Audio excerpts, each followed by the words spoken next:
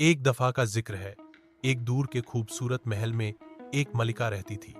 एक दिन वह सिलाई कर रही थी जब उसने अपनी उंगली चुभो ली और 3 करतरे खून बर्फ पर गिरे। उसने दिल से ख्वाहिश की, काश मेरी एक बेटी हो जिसकी जल्द बर्फ की तरह सफेद, बाल काले और होंठ गुलाब जैसे लाल हो। कुछ ही महीनों बाद उसकी दुआ पूरी हुई और एक खूबसूरत बच्ची पैदा हुई जिसका नाम रखा गया स्नो वाइट।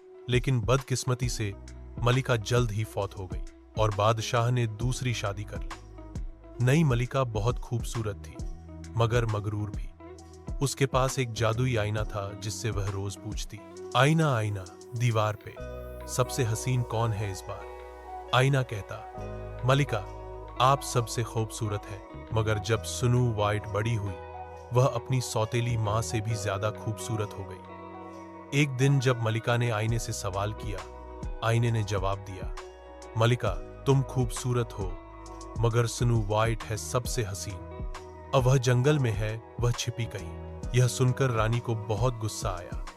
उसने शिकारी को हुक्म दिया कि वह स्नो वाइट को जंगल ले जाए और उसे खत्म कर दे।